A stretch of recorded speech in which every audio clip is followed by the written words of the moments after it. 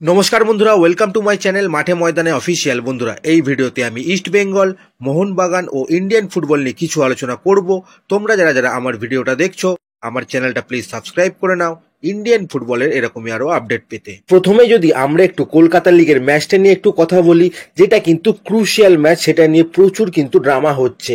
কালকে বলেছিলাম 13 তারিখ ম্যাচটা কিশোর ভারতীতে ফিক্সড করা হয়েছে, কিন্তু ডায়মন্ড হারবার কালকে বলে দেয় খেলতে পারবে না, কারণ তাদের কিন্তু টাইট শিডিউল আছে। আর এফডিএল এ ম্যাচ আছে তাদের, আই লিগ 2 এর ম্যাচ আছে তাদের, তাই তারা বলে দেয় কিন্তু খেলতে পারবে না। কিন্তু আইএফএ সচিব বলে যেহেতু কিশোর ভারতী মাঠ ভাড়া নেওয়া হয়ে গেছে, সব প্রস্তুতি হয়ে গেছে, তাই ম্যাচটা কিন্তু আর পেছানো যাবে না, ওই দিনেই কিন্তু ম্যাচটা হবে। যাই হোক, এরপর যদি আমরা একটু দিমিত্রিয়স ডিয়ামান্টাকোসকে নিয়ে কথা বলি, তো কালকে ডিমির কিন্তু একটা ইন্টারভিউ এয়ার হওয়ার পর প্রচুর কিন্তু কন্ট্রোভার্সি হচ্ছে। এই সিজনে ডিমি গোল পাচ্ছে না, কারণ হিসেবে সে বলেছে কেরালার টিমমেটরা তাকে খুব ভালোভাবে চিনতো, লুনারা জানতো আমি কোথায় থাকবো, কোন জায়গায় আমি বল চাই। তো বোঝাপড়া খুব ভালো ছিল, কিন্তু ইস্ট বেঙ্গলে এখনো কিন্তু বোঝাপড়া হয়নি। এখানে একে অপরকে জানার প্রক্রিয়ার মধ্যে দিয়ে যাচ্ছি আমরা। মাঝে মধ্যে প্লেয়াররা আমার খেলার ধরন বুঝতে পারছে না, আমাকে যদি ঠিক জায়গায় বল দেয় আমি কিন্তু ঠিক গোল করব।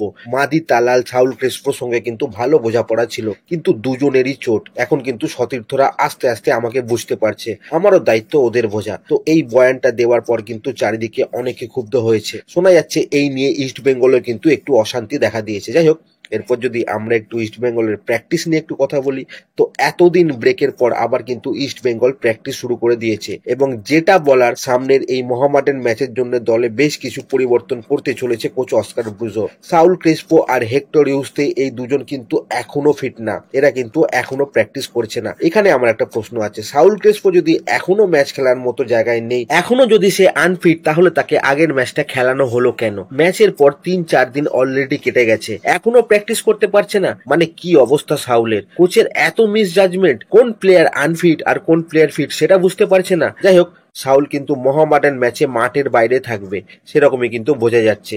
আর হেক্টর ইউস্তেরও কিন্তু খেলার চান্স কম। সেক্ষেত্রে কিন্তু ডিফেন্সে জিকসানের সঙ্গে আনোয়ার আলীর একটা পেয়ারিং হতে পারে। ডিফেন্সের নতুন জুটি হিসেবে কিন্তু আনোয়ার আর জিকসান খেলবে, এরকমই জুটি প্র্যাকটিসে বানাচ্ছে কোচ অস্কার ব্রুজো। পাশাপাশি কিন্তু আরো একটা খবর পাওয়া যাচ্ছে, রিচার্ড সেলিসকে নিয়েও নাকি চরম বিরক্ত কোচ অস্কার ব্রুজো। কোচের কথা না শুনে রিচার্ড নাকি নিজের মতোই খেলছে, বেশি নিজের স্কিল দেখাতেই ব্যস্ত সেলিস, কাজের কাজটা না করে।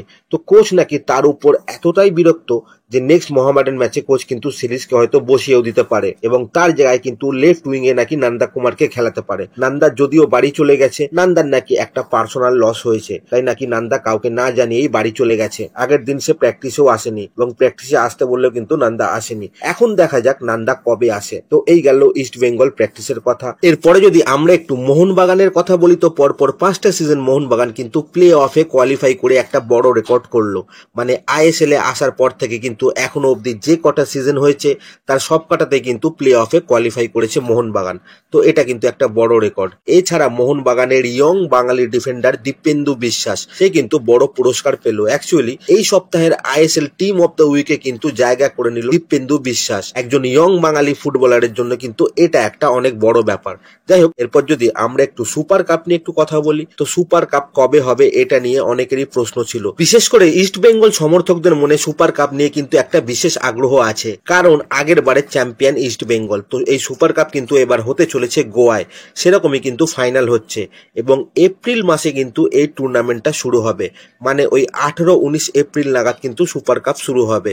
তো আইএসএল এর পরেই কিন্তু সুপার কাপ হবে। এছাড়া ভারতের জাতীয় ফুটবল দলেরও কিন্তু ফিক্সচার এসেছে। শিলংয়ে কিন্তু এবার জাতীয় দলের খেলা হবে। 19শে মার্চ ভারত খেলবে মালদ্বীপের বিরুদ্ধে, এটা একটা ফ্রেন্ডলি ম্যাচ খেলবে ভারত।